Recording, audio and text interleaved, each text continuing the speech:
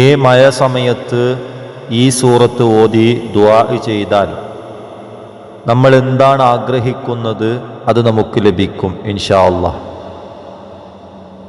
അദ്ദാറുൽ നളീം എന്ന കിതാബിൽ ഇമാം യാഫി റളിയല്ലാഹു അൻഹു അവിടുന്ന് പറയുന്നതായി കാണാം, മഴ പെയ്യുന്ന സമയത്ത് സൂറത്തു തക്വീർ 81-ാമത്തെ അധ്യായം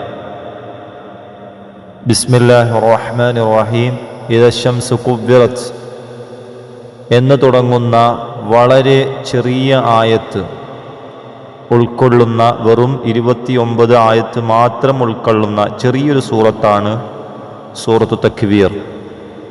മേൽപ്പറഞ്ഞ ഈ സൂറത്ത് മഴ പെയ്യുന്ന സമയത്ത് ഓതിക്കൊണ്ട് നമുക്കിഷ്ടപ്പെട്ട കാര്യം ദുആ ചെയ്താൽ നമ്മുടെ ആഗ്രഹങ്ങൾ സഫലമാവുകയും നമ്മുടെ എല്ലാ ഉദ്ദേശങ്ങൾ പൂവണിയുകയും ചെയ്യും.